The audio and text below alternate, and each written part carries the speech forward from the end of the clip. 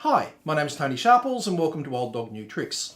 In this episode about online selling, we're going to be talking about flipping, or the resale market. So what is flipping? In its most basic sense, flipping is just buying something for a relatively cheap price and then reselling it an hour, a day, a week, a month later at a higher price and obviously making a profit out of it. And that said, I think flipping is really based on two old adages. The first adage is that one man's meat is another man's poison. Now take this for example. This is a Thunderbirds Model T2 and to a lot of people this would be an old junky toy. But then for someone who is a avid Thunderbirds fan out there, this is something that's really desirable.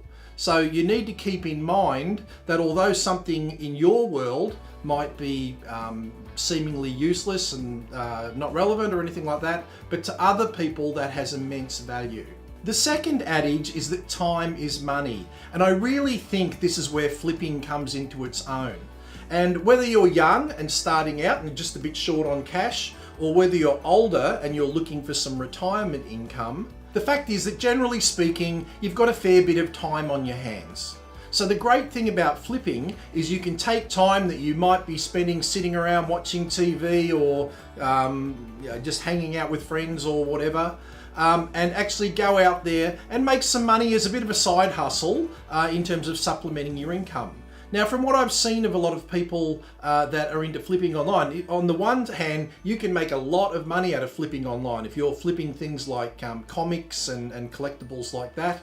On the other hand, I mean, the great thing about flipping is that really for not too much work and perhaps spending a bit of time on the weekends, over the course of a month, it's not out of the question to make $500 or $1,000 out of flipping different items. I think for someone that's just looking for a bit of additional income, it's well worth doing. Now, in this series, I've been talking mostly about Amazon, and I must admit, unless you're into specific, very collectible items, that flipping or the resale market is probably more the domain of eBay and of Facebook Marketplace. In Australia, a great site for it would be Gumtree, and equally in the USA, there'd be things like Craigslist and the equivalents of those sites literally everywhere around the world. Somewhere where you can go in, you can do a search on stuff, it's there. A lot of the time it's just stuff that people just want to get rid of rather than make money out of, and you've just got to try and work out that profit margin where I can buy it at this price and I can sell it at this price, and what I'm putting in between here is just my own time and effort to make the thing work. So generally speaking, you can probably break the flipping or resale market down into two areas, and I think you have to treat each one differently. At the first and most basic level, and I think it's what comes to mind when most people think about flipping, it's essentially trying to get free or very low cost stuff like furniture, old TVs, computers, things like that, and essentially buying them for people who really just want to get rid of them because they're cluttering up their house. And just want to get them out the door. So they're really getting rid of them at any price. Or it might equally be going to flea markets and looking at things like vintage clothing or memorabilia and stuff like that, where you can relatively buy it low, sell it higher, and make that margin in between. So that's one side of the flipping market. But there is a counter side to flipping, and this is a much more serious end of the market, and this is where you start to get into things that sort of fall more into the area of collectibles, and that might be things like the Thunderbirds, vintage toys is a great area, old comic books, old first release books, computer game cartridges are a huge market. In different countries around the world. And it really doesn't have to be items that are, $5, $10, $15, $50. I mean, I have seen people in Japan when I was there recently who are flipping Rolex and exotic watches for like $75,000. So this can be a market where you can make a serious amount of money. And I think also, listening to a few people that are pretty heavily into flipping online, it's a fairly sophisticated area if you really want to get into it. I mean, a lot of these people are going around with $300 scanners and their seller app on their phone, and they're literally going in to flea markets and garage sales and things like that, and they're scanning codes on things where they can literally get an instant feel for what will this thing sell for, and then what are things that are like this already selling for on the eBays and the Facebook marketplaces of the world. So that is a market where you can actually inject quite a lot of technology into making a really good profit in that area of the market. And I think what's important there too is, you know, it's an ongoing theme I have about people that get into online selling. It's always good to try and pick an area where it is a product that you have some experience with, and that may be from a work perspective or something like that, or it's just something that you enjoy, and perhaps it's something from a hobby perspective. Because if you're into it, you'll not only have a much easier path in terms of understanding what things are worth and what they can be sold for, but also things like how you word ads, how you put pictures of things online to have that maximum appeal for people that are really into that market. So, you know, if you're selling parts of model trains and you are a model train person, then that puts you in an awesome mindset to be able to not only pick items but sell items. And that equally applies to people that are looking at collectible sports shoes, bits of tech gear and stuff like that.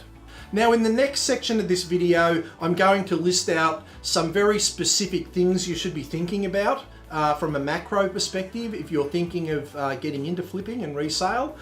So I hope you enjoy that. What I'm also going to be doing, and I'm going to be doing this for the Amazon store side of things and also the eBay Facebook marketplace side of things, is in the podcasts that I do, and you can find my podcasts on iTunes or on Spotify or on Anchor.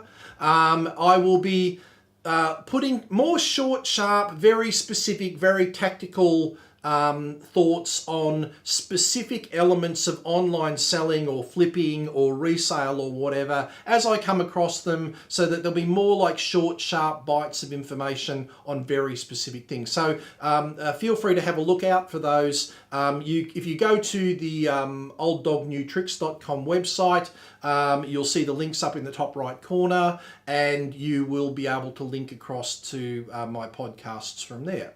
So my first tip on flipping would be about where you can look to find great items to sell. Now, garage sales and thrift stores are great places to look, as these will often offer cheap items you can easily flip. Garage sales are awesome because you can really haggle the prices down, increasing your profit once you manage to sell the item. I mean, the worst thing about a garage sale is you'll get a no, so haggling's always worth a try.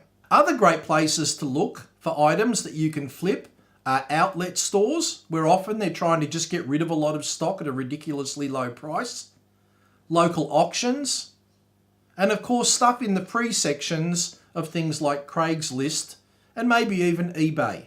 The second thing is that when you get into flipping, you really need to decide whether you're looking for an additional side income or whether you really want to get into the buying and reselling of stuff online as your main source of income, and then work out a plan of attack accordingly.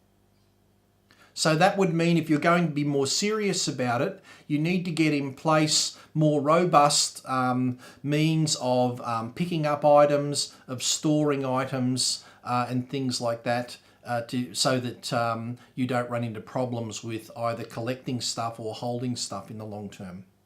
My third tip is to try and make what you're selling online look as professional as possible, to really make you look like an experienced reseller versus someone who's just doing it as a one-off. And this really means looking and thinking a lot about how you describe these products, what terminology you use, particularly for collectibles, so that you're using the right jargon. Looking to really try and use high quality photographs and good graphics to give people much more comfort in terms of buying you from a source because you look professional, and which means you also appear reliable and trustworthy. rather than a seller, who's just got a product that's sort of thrown up there with a couple of lines of text and doesn't look that serious about it, and perhaps may raise question in the buyer's mind about the quality of the product, whether they'll receive the product, and whether that person is trustworthy to deal with in terms of an online sale. The other thing I think that is important to work out is the means of payment. Whether you're a cash only, whether you do PayPal, whether you do Square, what sort of methods of payment, because ultimately at the end of the day, what you're aiming to do is to make the sale frictionless. I mean, you want to make it as easy as possible for the person to get that product off you, whether they're paying you when you're delivering it or whether they're doing a transfer online to you before you actually deliver the product to them. The next tip I would suggest is that you should aim to get your feet wet first in the business rather than making a big move into the business. So perhaps what you want to do is, as I said earlier, think about things that you're into, think about things that you've got experience in, and perhaps just start by focusing on a few of those articles.